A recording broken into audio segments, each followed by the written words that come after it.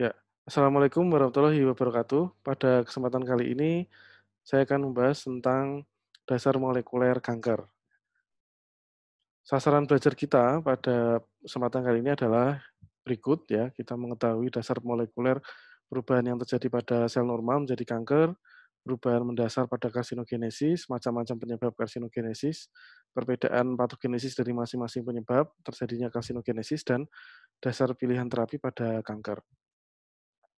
Karena kita membahas molekuler, maka kita akan refreshing tentang dogma sentral, di mana semua protein yang ada di dalam tubuh kita, termasuk enzim, termasuk faktor transkripsi, molekul-molekul yang ada di dalam tubuh kita, ya, di dalam sel kita, dan yang membangun sel kita itu semuanya adalah protein, ya. Nah, protein ini dicetak atau awalnya kenapa bisa menjadi protein adalah berasal dari gen, yang gen itu merupakan untai dari DNA.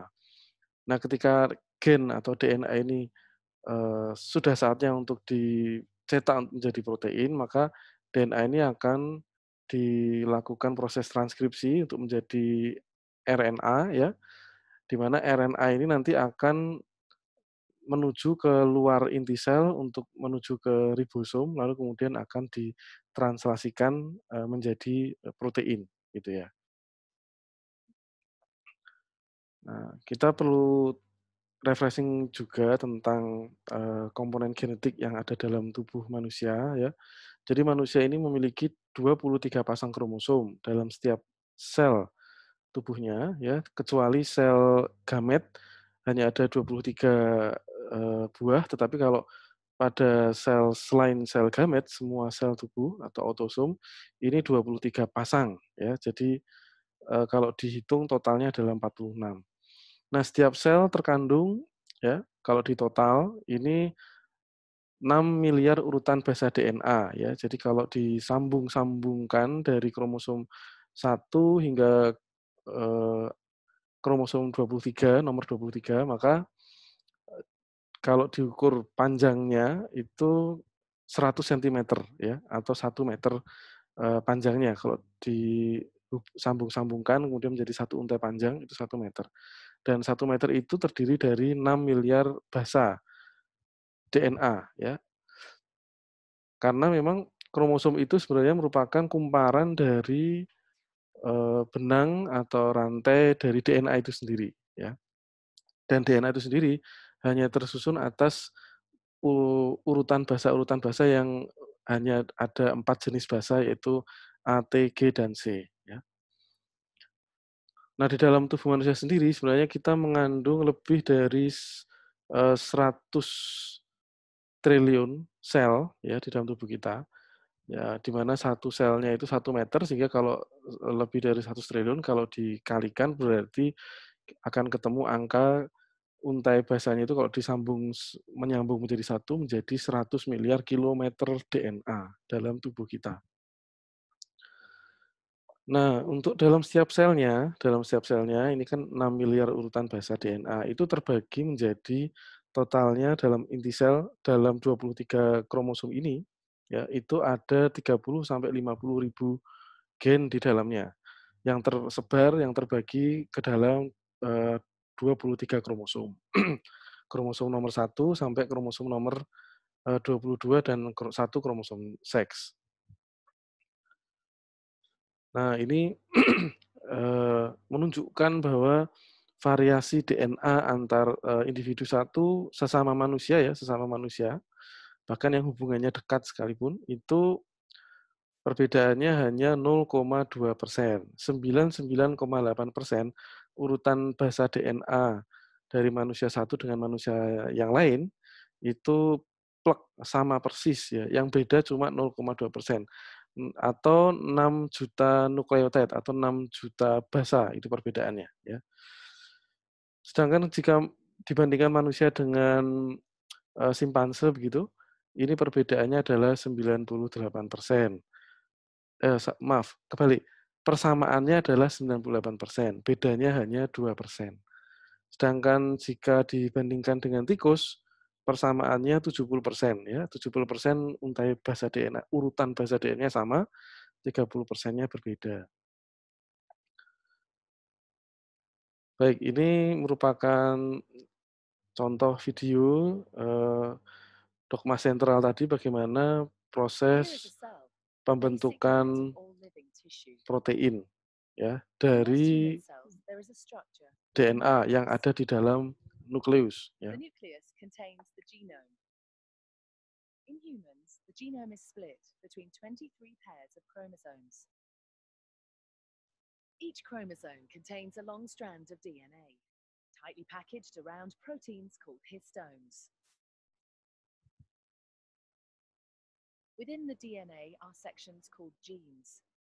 Nah, ini These ada genes contain the dari instructions sini for sampai making sini ini proteins. satu gen, kemudian gen berikutnya di sebelahnya lagi, When a gen gene is berikutnya switched on, di an sebelahnya enzyme lagi. called RNA polymerase attaches to the start of the gene. Nah, ketika It moves saatnya along the tiba untuk DNA, membuat making a strand protein, of messenger RNA maka out of double one helix ini base in the akan nucleus. ikatannya akan The DNA dilepaskan code sehingga determines the order in which the three akan bases are added to terbentuklah the messenger suatu RNA. akan dibentuk suatu messenger RNA, This RNA process ya. is called transcription. Yang mana nanti messenger RNA ini akan membawa Before the pesan messenger RNA can be ke used as a template for ribosom untuk reproduction, mentranslasikan it asam needs to be amino processed. sesuai dengan cetakan This urutan involves basa removing di and adding sections of DNA di dalam RNA. inti sel. The messenger RNA then moves out of the nucleus into the cytoplasm. Ya, messenger RNA akan membawa Protein factories in the cetakan cytoplasm DNA called tersebut ribosomes menuju ke bind to the sitoplasma, messenger RNA. kemudian akan masuk ke ribosom, dan The ribosom akan ribosome reads the mentranslasikan code in the messenger membawa RNA asam to amino produce a sesuai chain dengan made up of urutan amino basa yang acids. sama dengan di DNA-nya. There are 20 different types of amino acids. Transfer RNA molecules carry the amino acids to the ribosome. The messenger RNA is read 3 bases at a time. As each triplet is read, a transfer RNA delivers the corresponding amino acid. Proses pembacaannya berdasarkan This is added to a setiap 3 growing asam chain amino of ya. amino acids. Once the last amino acid has been added, the chain Jika flips urutan into asam a amino complex 2D sudah shape terbentuk, to form a maka protein. akan terbentuklah satu molekul protein ya. Ya. Jadi pada kanker ya, pada kanker ini akan terjadi genetic lesion ya. Ada defek genetik pada sel yang berubah menjadi kanker. Di antaranya adalah bisa terjadi mutasi pada level DNA-nya atau pada level urutan basanya ya. Contoh saja salah satunya adalah misalnya terjadi point mutation atau mutasi titik atau mutasi yang disebabkan oleh karena adanya perubahan eee urutan basa ya, harusnya AAT tapi menjadi ATT. Nah ini, cukup untuk merubah, struktur protein karena asam amino yang terbaca akan salah. Harusnya AAT itu adalah misalnya valin begitu ya, kemudian diganti ATT tidak lagi valin tetapi mungkin isoleusin, jadi akan berbeda sama sekali ya. Sehingga tentunya akan mempengaruhi fungsi dari protein tersebut. Nah, yang akan menjadi masalah jika fungsi dari protein tersebut adalah protein yang mengatur pembelahan atau pertumbuhan sel, maka bisa terjadi pembelahan sel yang tidak terkontrol. Yang kedua, level kromosom ya, bisa juga terjadi kerusakan ya pada kasus kanker ini ya, bisa terjadi delesi, translokasi atau gene amplification. Atau bisa juga terjadi epigenetic change ya, di mana terjadinya switch off dari gen, di mana gen yang harusnya ditranskripsi, dan kemudian ditranslasikan menjadi protein, harusnya menjadi protein atau harusnya dicetak protein, pada kesempatan tersebut tidak bisa untuk dicetak protein karena adanya, metilasi atau adanya gugus metil yang menempel di promoter dari gen ya, sehingga proses transkripsi tidak bisa berlangsung. Karena transkripsi tidak bisa berlangsung, maka tidak terbentuk messenger RNA dan tentunya tidak akan terbentuk asam amino dan protein ya. Nah, kanker itu ya sebenarnya ada 2 tipe, ada tipe yang solid tumor, ada yang kanker darah yang disebut sebagai leukemia. Dan semua kanker itu adalah genetic disease ya. Dalam hal ini kami berbicara adalah kanker yang merupakan neoplasma ganas ya. Ini basicnya adalah genetic disease karena pada kanker, sel-sel yang berubah menjadi kanker ganas tersebut itu pasti mengalami berbagai kelainan genetik yang bisa mutasi, bisa kromosomal abnormality atau maupun epigenetic change yang tadi dijelaskan ya.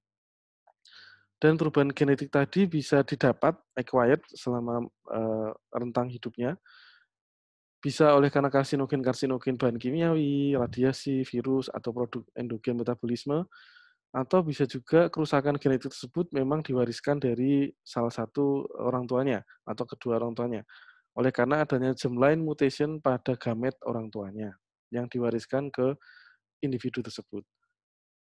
Dan kerusakan genetik ya, kerusakan genetik pada kanker ini akan melibatkan salah satu atau beberapa dari 4 kelompok gen ya, yaitu kelompok-kelompok gen yang mengatur proses pertumbuhan sel, yaitu ada kelompok proto-onkogen, kelompok tumor suppressor gen, kelompok gen pengatur apoptosis, atau kelompok DNA repair. Nah, jika terjadi kerusakan genetik pada salah satu atau beberapa dari 4 kelompok ini, maka sel bisa tetap survive, tetap hidup, ya, tidak apoptosis, tidak mati, dan dia akan tetap hidup dan hidup dengan membawa mutan, sehingga dia akan menjadi sel ganas yang kemudian melakukan proliferasi yang terus-menerus tanpa henti dan abnormal, ya.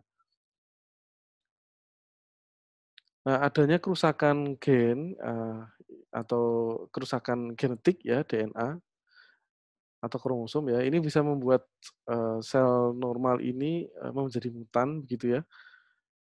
Namun kita masih memiliki proses DNA repair ya. Jika proses DNA repair berhasil, maka sel yang membawa kerusakan genetik ini akan bisa kembali ke normal. Akan tetapi jika DNA repair-nya gagal, maka akan tetap terjadi mutasi pada sel-sel somatik. Nah, karena melibatkan 4 kelompok gen tadi, bisa terjadi aktivasi proto-onkogen atau inaktivasi tumor suppressor gen atau gangguan pada gel pengatur apoptosis, sehingga dengan hasil akhir terjadi kegagalan apoptosis, ya, sel tetap hidup dan tetap melakukan proliferasi yang abnormal, sehingga pada akhirnya akan terjadi pertumbuhan klonal dari sel tumor, ya. Sel tumor lalu kemudian bertambah besar, ditambah dengan adanya mutasi gen-gen tambahan ya, kemudian dia bisa escape dari imun sistem dan, mendapatkan akses makanan dan, oksigen dari neoangiogenesis ya, sehingga semakin besar, sel tumornya, sel ganasnya ini ya, menjadi kemudian memiliki kemampuan invasi dan metastasis. Nah, ini adalah hallmark of cancer, jadi ada perubahan-perubahan fundamental pada fisiologi sel yang menjadi sel ganas ya. Yaitu ada 9, yaitu ada self sufficiency in growth signal, jadi sinyal pertumbuhannya kelebihan gitu. Yang kedua adalah kekurangan sinyal penghambat pertumbuhan ya. Yang ketiga adalah perubahan perubahan metabolisme seluler, yang keempat kegagalan apoptosis, yang kelima immortality, jadi replikasi terus-menerus tanpa batas.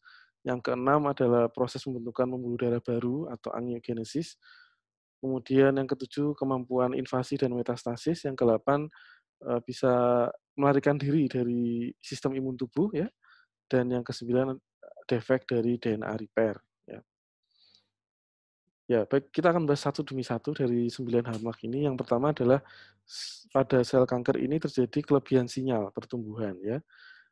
Sinyal pertumbuhan ini diperankan oleh kelompok gen yang disebut sebagai proto-onkogen ya.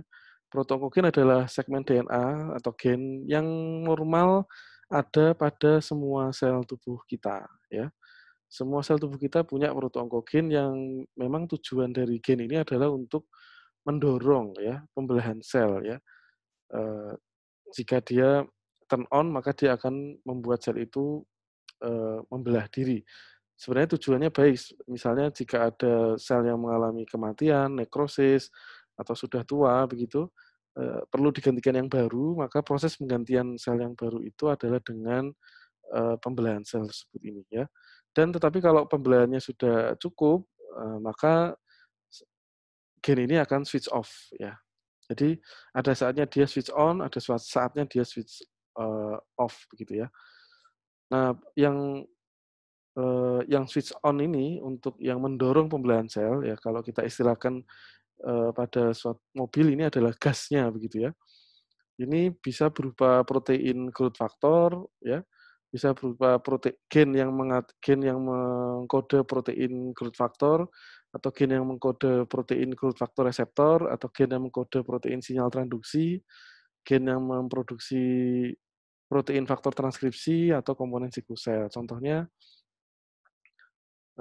nama gen dan nama proteinnya adalah ini ya, growth factor atau growth factor reseptor ya. Nah, jadi lokasi protein ya, yang hasil produksi dari gen proto-onkogen ini lokasinya bisa bisa di luar sel yang berupa growth factor ya, bisa di membran sel ya sebagai growth factor reseptor, bisa di sitoplasma sebagai sinyal transduksi ya, bisa sebagai di inti sel sebagai faktor transkripsi ya. Jadi prosesnya adalah eh, bagaimana sel itu membelah itu diawali dengan adanya growth factor, kemudian nempel di reseptornya, reseptornya kemudian akan mengasih tahu si inti sel melalui kurir ya, kurir pembawa pesan yaitu sinyal transduksi ini ya. Sinyal transduksi adalah pembawa pesan ini, kemudian masuk ke inti sel ya. Inti sel akan menerima pesan bahwa dia harus membelah diri. Maka sebelum membelah diri dia harus melakukan duplikasi atau replikasi dari DNA. Nah, dibentuk maka ada protein yang disebut faktor transkripsi yang untuk memulai proses replikasi DNA atau duplikasi DNA. Nah, ini molekul yang berwarna kuning ini semuanya adalah protein yang dibentuk dari gen kelompok gen proto-onkogen. Nah, jika proto-onkogen ini mengalami mutasi ya, maka eh, disebut sebagai onkogen ya. Proto-onkogen itu normal, kalau abnormalnya namanya onkogen ya. Produk dari onkogen namanya onkoprotein ya. Akibatnya jika terjadi mutasi maka eh, onkoprotein ini menjadi abnormal fungsinya sehingga fungsinya justru malah akan menambah gasnya sehingga sel ini akan berproliferasi terus-menerus ya. Ya, maka dia akan hiperaktif, growth control ya, jadi akan terus-menerus dipicu untuk terus membelah dan membelah lagi. Baik, yang kedua adalah kekurangan sinyal penghambat. Diperankan oleh kelompok gen yang disebut TSG atau tumor suppressor gen, yang ini setiap sel tubuh kita itu mempunyai gen ini. Karena ini tujuannya adalah sebenarnya untuk menghambat proses pembelahan sel atau pertumbuhan sel. Nah, ini contoh jika ada luka di kulit kita gitu ya, ada jaringan yang hilang, ada jaringan yang mati, maka untuk menutup jaringan yang mati, untuk menggantikan jaringan yang mati, maka itu peran dari proto-onkogen. Tetapi ketika selnya sudah cukup, maka akan di-stop ya supaya tidak apa namanya tidak berlebihan ya sel yang diproduksi.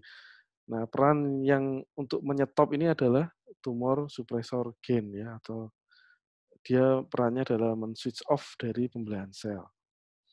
Sama dia posisinya bisa di membran sel, sitoplasma maupun inti sel. Dan ini adalah contoh-contoh nama protein atau nama gen yang tergolong ke dalam keluarga besar TSG atau tumor suppressor gen. Ini contoh-contohnya ada RB4P53, BCL2, BRCA2, APC begitu ya. Nah, ketika dia terjadi mutasi pada TSG ini, maka eh, kalau protonkogen itu gas, kalau TSG itu remnya ya, maka remnya akan blong ya, akan terjadi hilangnya fungsi penghambatan pembalahan sel, sehingga sel akan terus membelah diri. Ya. Baik, yang ketiga adalah sel yang menjadi ganas itu tentunya akan memiliki metabolisme yang berbeda dari sel yang normal, di mana metabolisme selnya lebih aktif ya dibanding sel yang normal, karena dia cenderung untuk terus-menerus membelah diri ya, sehingga membutuhkan energi yang jauh lebih besar dibanding metabolisme sel yang biasa-biasa aja ya. Baik, yang keempat adalah, eee, kehilangan kemampuan untuk apoptosis ya.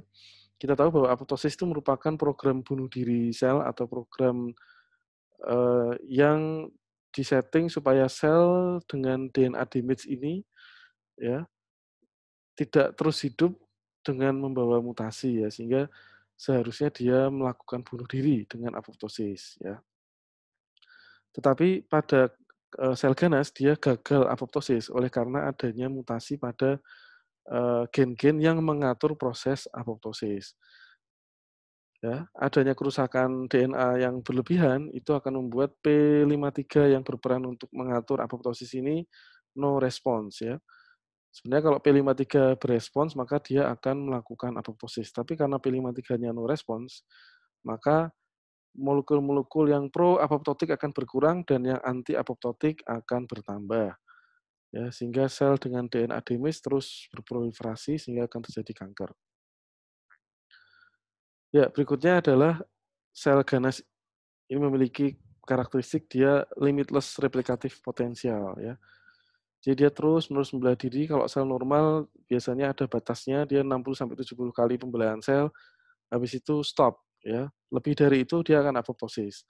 Tapi pada sel tumor itu tidak terbatas ya, unlimited ya. Dan hasilnya pun juga aneh. Harusnya sel normal, sel anaknya itu akan memiliki jumlah kromosom yang sama dengan sel induknya, tetapi kalau pada sel tumor itu hasil sel anaknya itu bahkan kromosomnya bisa kelebihan ya, bisa 3N, bisa 4N yang disebut sebagai aneuploidi ya.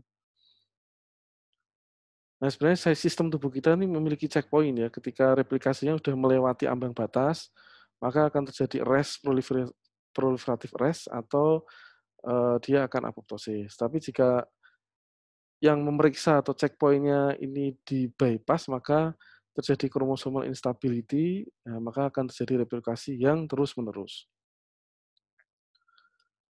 Nah, ini contoh checkpoint dari sel tubuh kita ya, ini dianalogikan seperti kalau kita ke bandara ya, ke bandara bawa tas, bawa bagasi itu kan harus masuk ke dalam scanner ya. Nah, ini juga di tubuh kita ada sistem yang men-scan apakah semua sel di tubuh kita itu, eee membawa mutan ya, bersih atau membawa mutan gitu ya. Harusnya kalau membawa mutan maka akan sel itu akan ditangkap ya, lalu kemudian disingkirkan.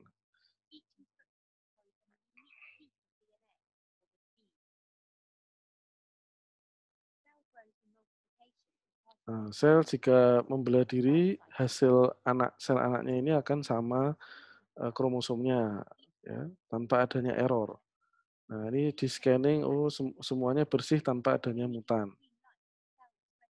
Nah, jika ada sel yang kemudian mengalami, mutasi atau mengalami kerusakan genetik ya, maka seharusnya akan terdetek oleh sistem checkpoint, di tubuh kita.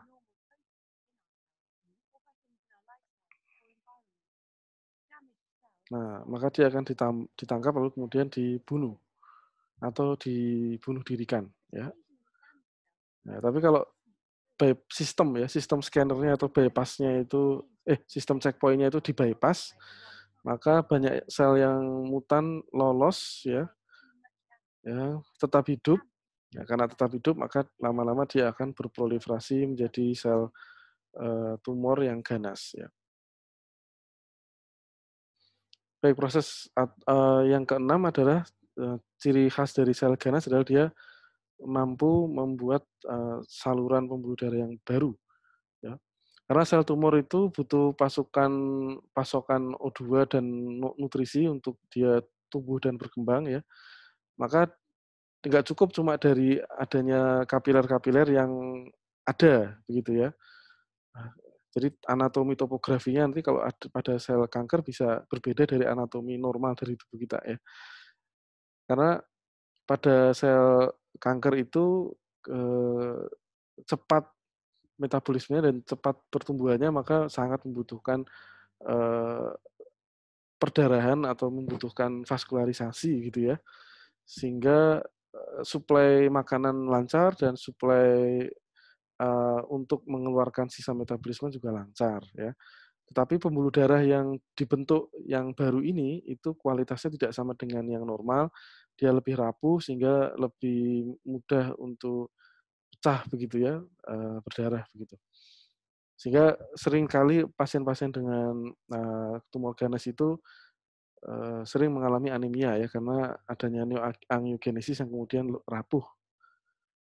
Jika sudah terbentuk neoangiogenesis maka pertumbuhan tumor akan semakin cepat, semakin besar ya karena ada akses, transportasi nutrisi lebih bagus ya, dan dia bisa cenderung mudah untuk metastasis ya. Nah, proses angiogenesis ini sebenarnya diperankan sama faktor proangiogenik dan antiangiogenik ya. Pada posisi normal dia seimbang atau sama sama kuat ya. Tetapi pada sel tumor, yang tadinya seimbang ya, kalau ukurannya masih kecil dia tetap seimbang ya, masih bisa dikompensasi ya.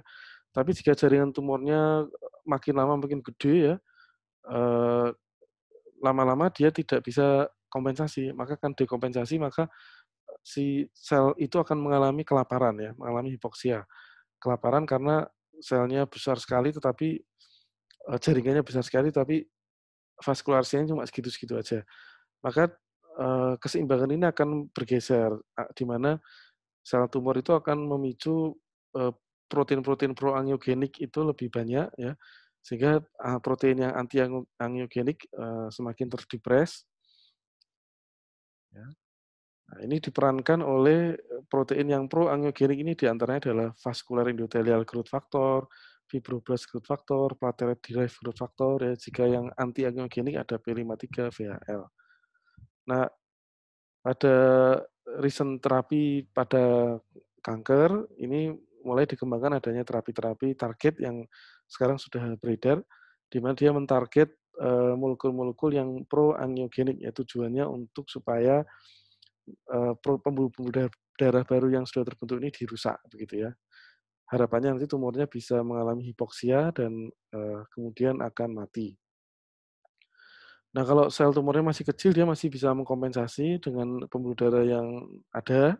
Tapi kalau sudah mulai besar maka dia akan membuat protein-protein yang proangiogenik menjadi lebih banyak dan disekresikan, dan protein proangiogenik ini akan mempengaruhi kapiler yang ada di dekatnya untuk membentuk suatu tonjolan ya.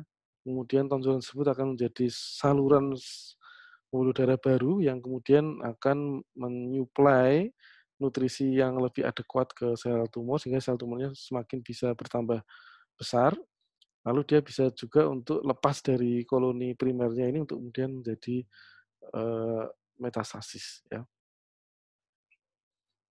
Nah, ini salah satu contoh terapi yang dikembangkan untuk merusak protein proangiogenik adalah nama obatnya ini adalah bevacizumab atau sorafenib ya. Baik, yang ketujuh adalah kemampuan sel ganas untuk invasi dan metastasis.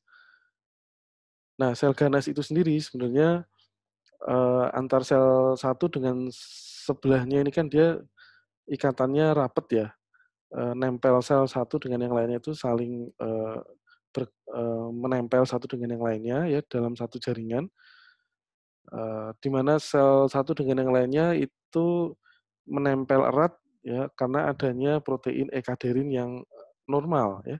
Tapi jika terjadi protein ekaderin yang mutan atau terjadi mutasi pada ekaderin maka, hubungan antar sel, tumor satu dengan sebelahnya itu renggang gitu ya. Karena renggang maka sel ini menjadi mudah goyang dan mudah lepas gitu ya.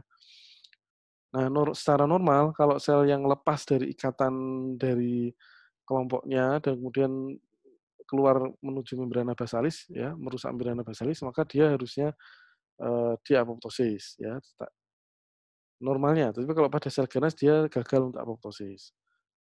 Karena gagal apoptosis terus tetap hidup, maka dia akan menembus membrana basal ya, kemudian masuk ke ekstraseluler matriks ya, kemudian melekat di ekstraseluler matriks, kemudian migrasi ke pembuluh darah ya, dan kemudian membentuk koloni di di tempat yang lain ya. Nah, ini sel satu dengan sebelahnya ini kan harusnya nempel kuat ya, nempel kuat itu karena ada lemnya itu ekaderin tadi. Tapi kalau lemnya nggak kuat, dia renggang hubungannya, karena renggang dia mudah lepas. Lepas dia menembus membrana basal ya, masuk ke ekstraseluler matrik, ya, kemudian intravasasi ke pembuluh darah, kemudian ketemu dengan sel-sel darah yang lain, membentuk satu koloni di dalam pembuluh darah yang disebut emboli sel tumor, ikut aliran darah, kemudian nempel di dinding pembuluh darah, kemudian ekstravasasi, kemudian membentuk satu koloni baru deposit metastatik yang kemudian tumbuh di tempat lain. Ya. Primernya di sini, sekundernya di sini, gitu ya. Dan kemudian tentunya ini juga cabang dari perusahaan induk juga dia eee, punya kebutuhan sendiri sehingga dia akan, berusaha untuk mendapatkan vaskularisasi baru atau neoangiogenesis ya. Nah ini ilustrasi gambarnya harusnya satu dengan sebelahnya kuat ikatannya, tapi kalau ikatannya lemah ya karena ada mutasi ekaderin tadi misalnya, maka dia mudah goyang dan kemudian bisa keluar menembus membrana basal dan, eee, menem metastasis ya. Baik, yang berikutnya adalah sel ganas ini punya kemampuan lari dari, sistem imun tubuh kita ya. Sistem imun tubuh kita ini biasanya yang berperan adalah untuk membunuh dari sel tumornya adalah sel T sitotoksik ya, atau yang CD8 ya, di mana sel T sitotoksik atau CD8 limfosit T ini dia, akan mengenali, eee, antigen presenting cell ya, mengenali antigen dari makrofag ini yang sudah memakan, atau bukan makrofag ya, atau, dia akan mengenali sel-sel yang berubah menjadi ganas itu dari, reseptor atau protein molekul di membran sel yang disebut sebagai MHC kelas 1 ya. Jadi MHC kelas 1 maupun kelas 2 itu, normal ada di semua sel tubuh kita ya, sehingga kalau salah satu sel tubuh, dari manusia ini ya kemudian menjadi sel ganas, nah salah satu beberapa karakteristik dari sel ganas adalah dia biasanya ada produk onkogen atau produk, tumor supresor gen yang mutan ya, ini nanti akan diekspresikan di, membran sel sebagai MHC kelas 1 ini, yang nanti akan dikenali sama, CD8, T-cell. CD8 T-cell akan melihat bahwa, oh ternyata kok ini, eee, se MHC kelas 1-nya aneh ini, mempresentasikan protein yang mutan, maka dia akan menempel ya, dia akan nempel ke sini lalu kemudian akan mendestruksi. Ya, atau kemudian MHC kelas 1-nya mempresentasikan, mutate, self protein atau adanya protein yang berlebihan ya, overexpress dari beberapa protein ini juga juga akan menjadi sinyal di MHC kelas 1 untuk, sel T CD8 untuk nempel. Atau adanya virus, bisa membuat CD8 mengenali dari MHC kelas 1 kemudian akan nempel dan dibunuh. Akan tetapi pada beberapa atau kebanyakan sel kanker lah ya, bukan beberapa ya, dia bisa melarikan diri dengan cara dia melakukan, antigen loss ya, atau, menggagalkan produksi dari antigen, dari tumor sehingga tidak ada yang bisa dipresentasikan oleh MHC kelas 1. Sehingga T-cell yang lewat di dekatnya ya nggak akan nempel ya, karena MHC kelas 1-nya baik-baik aja, dia tidak mempresentasikan, yang aneh-aneh. Lalu juga dia merusak atau merusak, DNA yang yang memproduksi protein MHC. MHC di membran sel ini menjadi error ya, sehingga ya nggak bisa mempresentasikan yang aneh-aneh di luar, sehingga sel T-nya hanya lewat ya, nggak akan mengenali bahwa ini sel asing. Lalu misal yang ketiga prosesnya bisa juga sel ganas ini misal tetap bisa mempresentasikan protein yang abnormal di MHC kelas 1, sehingga sel T-nya bisa nempel, tetapi setelah nempel, si sel ganasnya ini mensekresi protein-protein imunosupresif, seperti TGF-beta misalnya ya, yang membuat perlemahan, dari sel T sitotoksik ini. Sehingga bisa lolos dari kejaran atau dari, killing mekanisme dari imun sistem tubuh kita, ya. Baik, yang berikutnya adalah pada sel ganas itu terjadi adanya kerusakan pada sistem DNA repair ya. sehingga sel ini tetap hidup dengan membawa kerusakan DNA ya. Jadi kalau ada DNA damage harusnya biasanya bisa terjadi apoptosis atau diperbaiki dengan DNA repair ya. Kemudian penghentian proses onkogen atau proses pembelahan sel dihentikan dulu gitu ya. Kemudian misalnya ada proses imun surveillance yang kemudian melihat kalau ada yang DNA-nya rusak begitu bisa ditangkap sama sel imun. Tapi kalau sukses ya kemudian sel bisa kembali ke homeostasis normal. Tapi kalau gagal ya kemudian akan menjadi kanker ya. Nah, individu dengan sistem atau gen yang mengatur DNA repair ya sejak lahir oleh karena gamet orang tuanya membawa mutasi begitu ya, maka dia berisiko terkena kanker pada usia yang lebih muda dari individu yang tidak membawa germline mutation dari orang tua. Nah, ini adalah rangkuman dari 9 hallmark of cancer. Ya. Nah, ini salah satu contoh ya, salah satu contoh tahapan molekuler karsinogenesis ya. Jadi dari sel normal untuk menuju menjadi kanker ini banyak sekali mutasi-mutasi ya, mutasi-mutasi sehingga kalau kalau sudah sampai di ujung sini, kalau dicek tes genetiknya tentunya akan banyak sekali gen yang mengalami mutasi gitu ya. Nah, ini contoh pada adenokarsinoma kolorektal ini diawali dari kolon yang normal ya, kemudian terjadi beberapa mutasi pada beberapa gen, lalu kemudian terjadi adenoma, adenoma lama-lama menjadi karsinoma ya. Jika terjadi tambahan-tambahan mutasi pada gen-gen yang lain yang mengatur. Nah, ini contoh pada karsinogenesis pada kanker yang sporadik. Sporadik artinya yang terjadi bukan berhubungan dengan atau tidak ada hubungannya dengan germline mutation pada gamet orang tuanya ya. Jadi gamet orang tuanya normal ya, tetapi dia mendapatkan spontaneous mutation ini pada saat dia sudah dewasa gitu ya.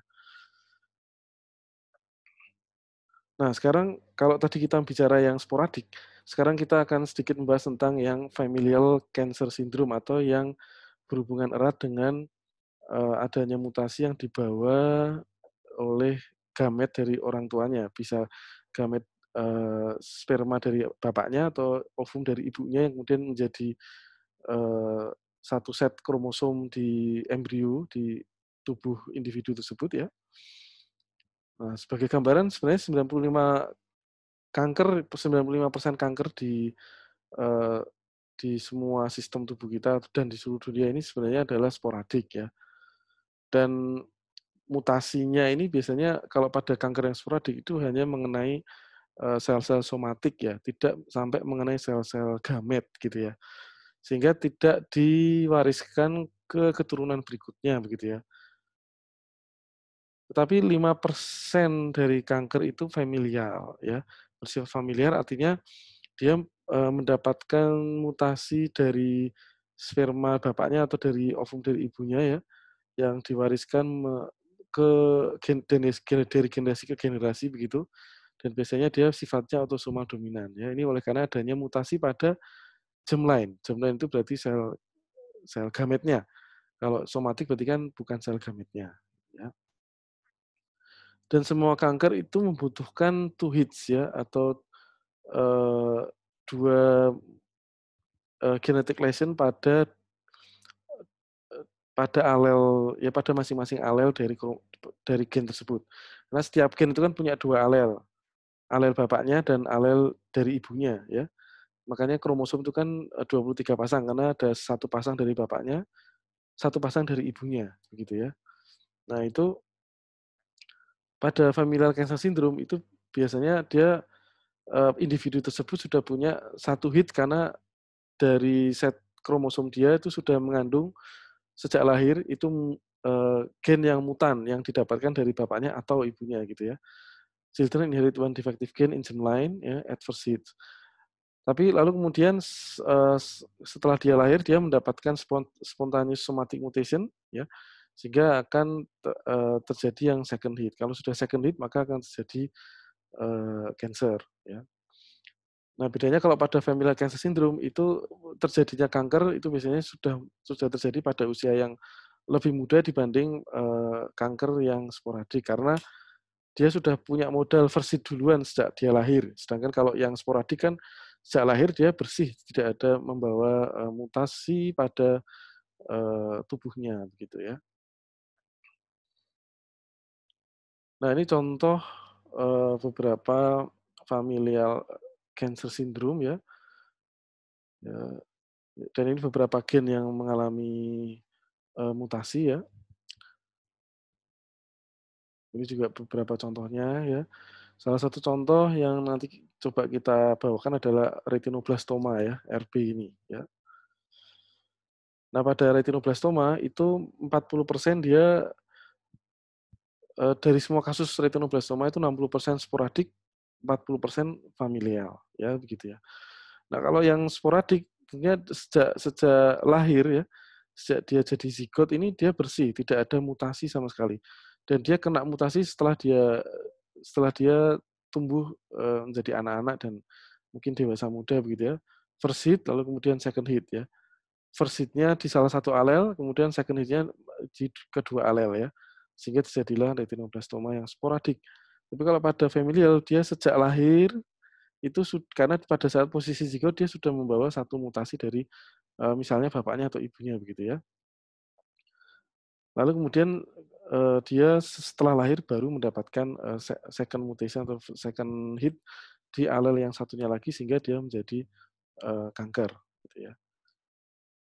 Nah, eee, pada yang kasus familial ini ya jika dari bapaknya atau dari ibunya, terkonfirmasi membawa mutasi pada gen RB ya, gen RB ini yang bertanggung jawab terhadap terjadinya retinoblastoma ini, maka, untuk terjadinya second hit ini, itu faktor risikonya adalah 10.000 kali lipat ya, lebih berisiko untuk, berkembang menjadi retinoblastoma ya dibanding populasi yang, normal, yang tidak memiliki first hit, gitu ya. Baik, sekarang kita akan bahas tentang, beberapa faktor penyebab ya, beberapa faktor penyebab yang bisa menyebabkan kerusakan genetik ya pada DNA atau pada kromosom ya. Di antaranya adalah, ada virus dan mikroba, bisa radiasi, bisa kimiawi, bahan-bahan kimiawi yang dikonsumsi. Nah, contoh bahan kimiawi ini, eee, kalau kita, cerita proses karsinogenesis ini kan diawali dengan adanya kerusakan DNA ya. Baru setelah kerusakan DNA kemudian sel yang DNA-nya rusak itu kemudian proliferasi ya. Jadi ada bahan-bahan yang bersifat, inisiator ya, yaitu, bahan-bahan yang ketika dikonsumsi atau terpapar oleh sel tubuh ya, sel tubuh akan mengalami kerusakan DNA yang permanen ya. Ini disebut sebagai bahan inisiator atau, bahan yang, sifatnya bisa direct acting karsinogen atau indirect acting karsinogen. Bedanya kalau direct acting karsinogen dia bisa directly membuat kerusakan DNA. Tapi kalau indirect dia bahan tersebut, perlu untuk, melalui tahapan metabolic activation lalu kemudian menjadi direct acting karsinogen ya, yang ujung-ujungnya sama yaitu menjadi DNA-nya ini rusak ya. Kemudian ada juga, bahan-bahan yang bersifat, promoter atau promotion, yaitu efeknya adalah dia tidak memiliki efek, merusak DNA, tetapi dia memiliki efek untuk mendorong sel itu membelah.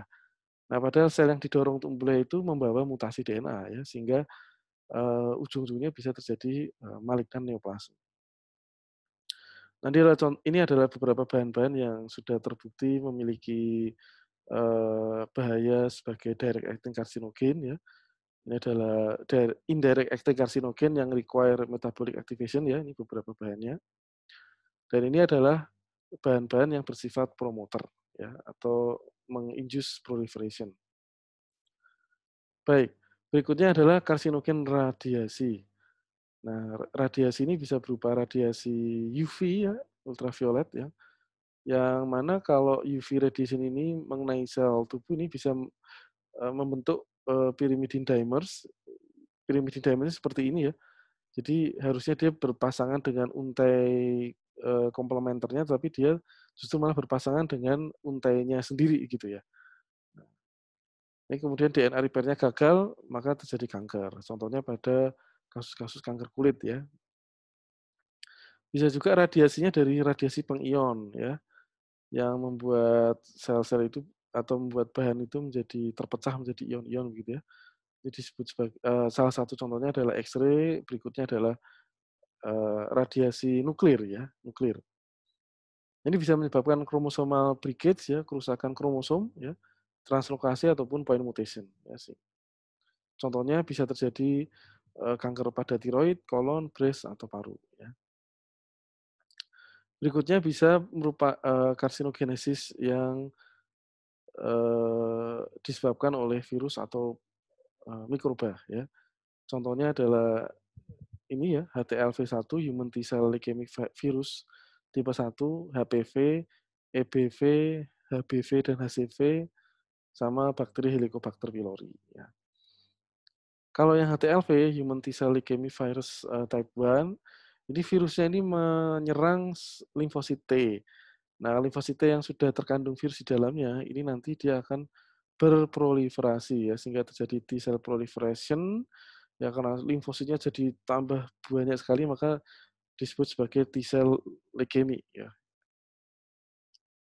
Nah, protein ya, yang diproduksi dari komponen virus ini disebut sebagai TAX protein. Ini kan protein yang nggak ada di dalam tubuh normal nih, karena dia dikode sama eee, viral gene ya, gen virusnya. Nah, ini akan membuat inaktivasi gen P53 mempengaruhi kinerja P16 ya, sehingga terjadilah pembelahan sel yang terus-menerus ya disebut sebagai T-cell lymphoma atau leukemia. Kemudian HPV, Human Papilloma Virus. Nah, ini yang strain yang virulen adalah, maaf ini salah ketik ya, harusnya 16 dan 18 ya. Kemudian viral onkoproteinnya adalah kalau tadi TAX, kalau ini E6 dan E7 ya. Dengan mekanisme onkoprotein ini akan melekat atau mempengaruhi kinerja P53 dan RB ya, sehingga fungsinya hilang, kemudian mengaktifasi siklin sehingga siklus sel aktif sehingga terjadilah pembelahan yang terus-menerus. Nah, kalau strain yang less virulent atau less agresif, dia hanya menyebabkan kutil ya, atau wart ya, atau squamous papilloma. Tetapi kalau yang strain yang ganas, dia bisa menyebabkan cervical squamous cell carcinoma pada cervix uteri. Ya. EBV, kalau EBV ini ya onkoproteinnya disebut sebagai onkogennya pada virus ini disebut sebagai LMP1 ya. Dia bisa menstimulasi proliferasi dari epitel nasofaring dan sel limfosit B ya. Sehingga dia bisa sel limfosit B ini bisa memproliferasi sehingga terjadilah limfoma yang disebut sebagai limfoma Burkitt ya. Sedangkan pada epitel nasofaring yang terkena infeksi EBV ini bisa berisiko berubah menjadi karsinoma squamous cell karsinoma pada nasofaring ya. Nah, tentunya ini karena virus ya, maka individu yang imunokompeten atau sistem imunnya bagus tentunya bisa mengontrol proliferasi dari eee, sel akibat virusnya bisa terkontrol ya. Kemudian hepatitis virus B dan hepatitis virus C ya, ini bisa berisiko untuk berkembang menjadi hepatocellular carcinoma ya.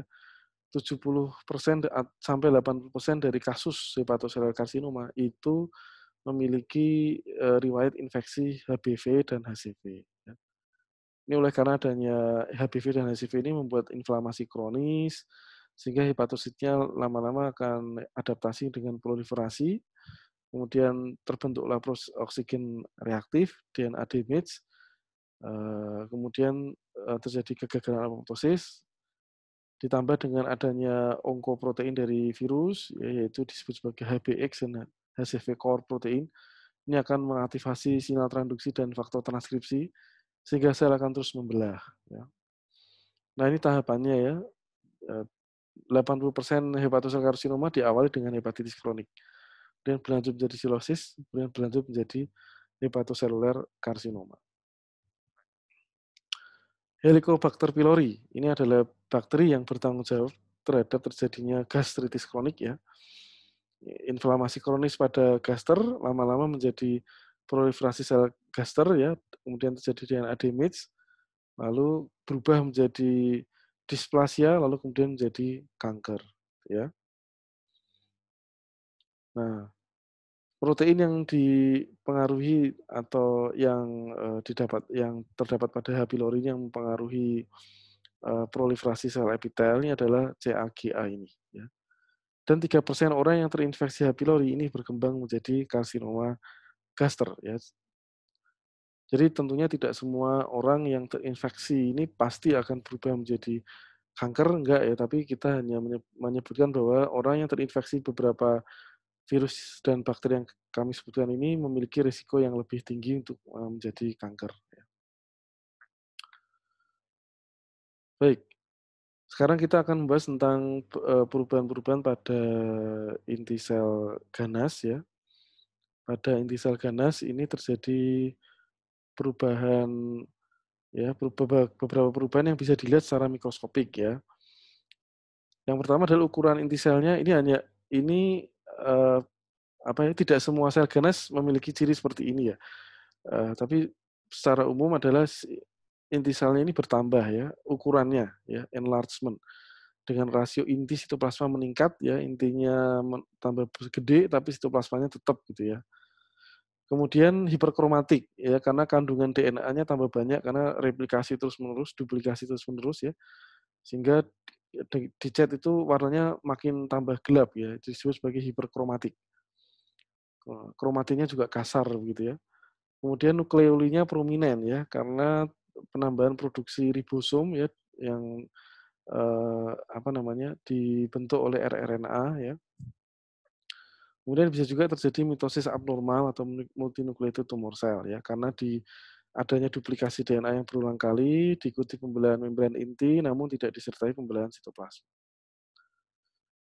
Dan juga bisa juga disertai adanya pleomorphic, selnya pleomorphic ini ditandai dengan dalam satu jaringan ini ukuran, bentuk, dan densitas nukleus itu macam-macam ya, tidak seragam ya. Seperti ini ya, ini ada yang warnanya agak cerah, ada yang gelap banget, ada yang gepeng, ada yang oval, ada yang bulat ya. Jadi tidak seragam, ini ada yang bulat gede begitu ya. Ada yang hiperkromatik seperti ini. Nah, ini disebut sebagai pleomorphic. Nah, tidak semua kanker ini menunjukkan ciri nukleus seperti di atas ini ya. Beberapa memberikan gambaran yang berbeda. Contohnya adalah ada yang small cell ya, ada yang disebut small cell karsinoma itu selnya kecil-kecil ya. Ada juga yang tidak pleomorphic ya, justru malah monoton atau monomorfik seperti pada limfoma. Ada juga selnya itu enggak hiperkromatik tapi justru malah clear atau nukleusnya putih ya.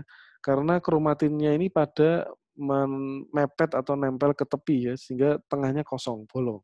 Ini ada ya. Sehingga tidak semuanya gambarnya seperti ini, gambarannya macam-macam. Nah, itu tadi nukleus. Sekarang kalau sitoplasma ini sel ganas ini biasanya dia nggak mau sama persis dengan sel dirinya sendiri, sel aslinya gitu ya.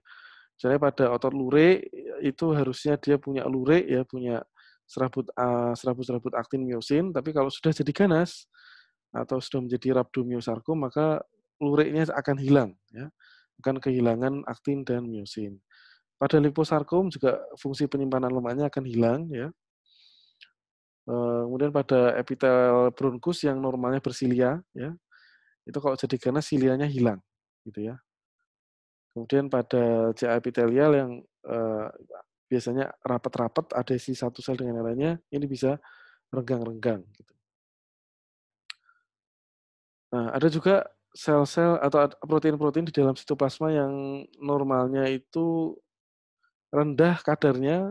Ya, kalau jadi ganas dia jadi malah bertambah banyak. Atau yang tadinya nggak ada malah jadi ada. Ya. Contohnya reseptor lektin yang meningkat drastis pada keganasan, atau jumlah mitokondria ini bisa juga meningkat pada kasus-kasus tertentu sel ganas ya, yang disebut sebagai onkosit atau onkositoma. Ini mitokondria jadi lebih banyak di sini, gitu ya.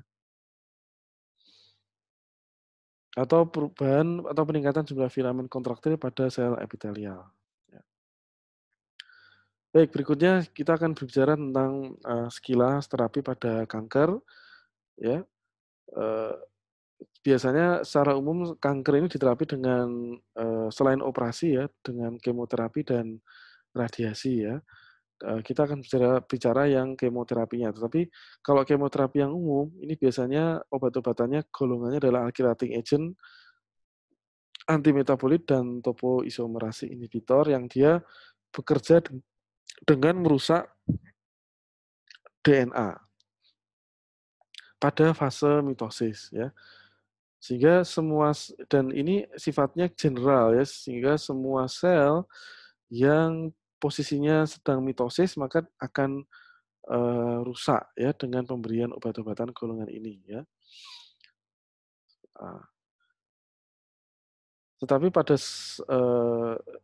saat ini sudah mulai dikembangkan obat-obatan yang tidak merusak semua sel yang sedang mitosis atau sel yang normal, maka sekarang dikembangkan obat-obatan yang bisa mentarget protein-protein tertentu yang memang overexpress atau berlebihan pada kanker ya. Contohnya adalah yang nama-namanya ini adalah yang belakangnya adalah monoclonal antibody atau molecular inhibitor atau NIB ya. Nah, ini ada MAP ini adalah monoclonal antibody, yang IP ini adalah inhibitor molekul ya. Contohnya adalah rituximab ini menghambat CD20, gemtuzumab CD33, imatinib untuk BCR-ABL ya, HER2 ini trastuzumab ya, VEGF bevacizumab ya, dan seterusnya. Oke. Baik. Sekarang beda antara kemoterapi tradisional dan targeted terapi, yang itu kalau kemoterapi tradisional ini menghambat mitosis dari semua sel ya, baik sel ganas maupun sel normal. Kalau targeted terapi ini dia mentarget protein-protein yang overexpress atau protein yang termutan ya, dan atau molekul spesifik yang diperlukan untuk pertumbuhan sel tumor ya. Sel normal yang aktif membelah, yang setiap hari mitosis ya, seperti sel rambut, GI tract, bone marrow ya, ini akan terpengaruh ya oleh kemoterapi tradisional. Sedangkan pada targeted terapi tidak terpengaruh karena dia hanya mentarget protein yang overexpress hanya di sel kanker ya. Kemudian efek sampingnya lebih berat pada kemoterapi tradisional, bisa terjadi anemia, trombositopeni, leukopenia karena adanya depresi dari sumsum tulang ya, bone marrow depression, kebotakan karena sel rambutnya ikut terhambat ya, dan GI tract-nya juga akan terganggu ya. Sedangkan kalau pada efek samping yang di targeted terapi lebih ringan dan lebih mudah ditangani. Kemudian kontraindikasinya lebih banyak pada kemoterapi ya, kalau targeted terapi lebih sedikit ya. Kontraindikasinya tentunya kalau pasiennya ini sedang mengalami anemia atau leukopenia atau trombositopeni, maka kemoterapinya akan ditunda. Ya harus diperbaiki dulu profil darahnya. Kalau belum baik-baik ya nggak bisa dilanjutkan kemoterapi. Ya, sedangkan kalau ini tidak perlu profil darah yang lebih banyak ya. Pemberiannya intravena sehingga pasien harus opnam ya minimal sehari atau 2 hari.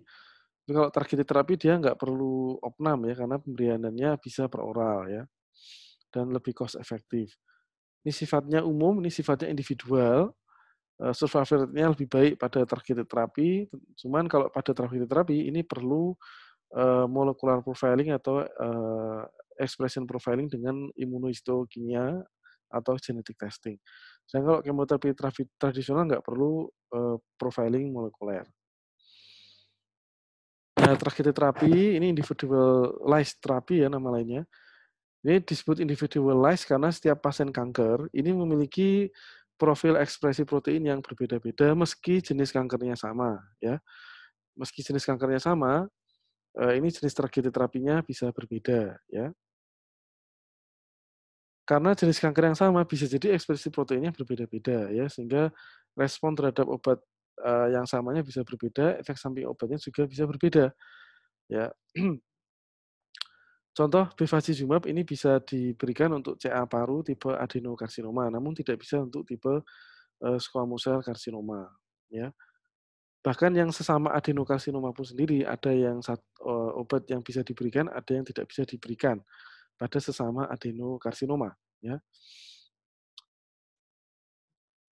Nah, sekarang untuk menentukan, terapi dan prognosis dari kanker, itu faktor yang menentukan adalah diagnosis yang tepat ya, sampai ke subtipe histologi ya, grading-nya, diferensiasinya ya, semakin high grade, semakin diferensiasi buruk tentunya akan prognosisnya lebih buruk ya. Kedalaman invasi dari sel ganas ya, adanya invasi mikro dari pembuluh darah dan pembuluh limfe, eee, batas-batas tumornya apakah bebas sel ganas atau tidak ya, status KGB-nya bagaimana, apakah ada metastasis pada limfonodi atau tidak, profiling imunohistokimianya bagaimana, dan genetik profilnya bagaimana ya. Nah, untuk me-backup diagnosis dari, dan penata laksanaan dari kanker, ya tentunya diperlukan sampling dari tumor, kanker ini ya. Ini bisa dilakukan sitologi atau histopatologi ya. Sitologi ini kalau hasilnya tumor ini jinak ya sudah selesai ya. Tapi kalau hasilnya ganas harus dilanjutkan dengan histopatologi, kemudian dilanjutkan dengan imunohistokimia dan genetic testing untuk, menentukan terapi yang tepat dan prognosis yang tepat bagi pasien ya. Nah, tadi saya ceritakan ada beberapa faktor yang mempengaruhi prognosis dan terapi. Nah, kalau sudah dilakukan histopatologi maka akan terjawab ya, akan terjawab, histological subtype-nya bagaimana, grading dan diferensiasinya akan terjawab, kedalaman invasi, limfovaskular mikroinvasi akan terjawab, batas excision border-nya terjawab, dan nodal metastasisnya ada atau tidak ini akan terjawab di histopatologi. Ya, tetapi untuk imunoprofil akan terjawab pada pemeriksaan lanjutan imunohistokimia ya. Setelah genetik profil pada genetic testing ya, sehingga keseluruhan ini bisa, bisa mendapatkan diagnosis yang tepat untuk menentukan terapi dan prognosis yang tepat ya. Nah, ini contoh adalah pada karsinoma payudara yang mayoritas adalah invasive breast carcinoma of no special type ya. Nah, ini biasanya semua benjolan pada payudara ini dilakukan operasi yang dilanjutkan dengan frozen section. Jika hasil frozen section-nya jinak, maka operasinya selesai sampai di situ. Tapi jika hasil frozen section-nya ganas, maka operasi akan dilanjutkan pada saat itu juga ya, dengan radikal mastektomi ya. Karena frozen section cuma 15 menit sehingga, surgeon atau operator cukup menunggu selama 15 menit ya, dengan posisi jaringan masih terbuka begitu ya. Jika hasilnya jinak maka akan ditutup, selesai operasinya. Jika ganas maka operasi akan dilanjutkan ke radikal mastektomi ya. Jadi jawaban frozen section cuma jinak atau ganas ya. Lalu dilanjutkan dengan pemeriksaan imunohistokimia ya. Karena pada breast cancer ini, kalau sekarang di Indonesia sudah rutin dikerjakan, mengetahui profil estrogen reseptor, progesteron reseptornya apakah dia positif. Kalau estrogen reseptornya positif ditandai dengan sel ganasnya ini berubah warnanya jadi coklat ya, maka dia eligible untuk mendapatkan terapi anti estrogen ya, seperti tamoxifen ya. Kemudian jika, HER2-nya ya, kemudian dicek HER2-nya juga ya. Jika HER2-nya positif ya ditandai dengan membran selnya ini coklat ya, maka dia eligible untuk mendapatkan terapi anti HER2 atau trastuzumab ya. Namun jika ER-nya negatif, PR-nya negatif, HER2-nya negatif, maka dia triple negatif, maka dia nggak bisa mendapatkan, anti estrogen atau trastuzumab gitu ya, maka dia akan mendapatkan kembali ke konvensional kemoterapi atau sekarang mulai diarahkan ke imunoterapi PD-L1 ya. Contoh yang lain pada kanker paru ya, ini ada yang disebut sebagai adenokarsinoma atau squamous cell karsinoma. Squamous cell karsinoma dan adenokarsinoma memiliki lesi genetik yang berbeda ya, ya. Yang penderita yang perokok itu cenderungnya berkembang menjadi squamous cell karsinoma, tetapi yang tidak merokok ini cenderungnya berkembang menjadi adenokarsinoma ya. Nah, sekarang di Indonesia sudah mulai ada terapi anti EGFR ya. Karena pada adenokarsinoma ini EGFR ini berperan penting untuk terjadinya adenokarsinoma. Tapi tidak semua adenokarsinoma, hanya beberapa persen saja. Dan EGFR yang mutan pada pasien ini berhubungan dengan aggressive behavior, tetapi bisa diterapi dengan anti tyrosine kinase inhibitor atau anti EGFR, yaitu yang namanya erlotinib atau gefitinib ya. Dan ini memerlukan profiling molekuler ya, di mana gen EGFR-nya ini harus dicek apakah dia ada mutan atau tidak ya.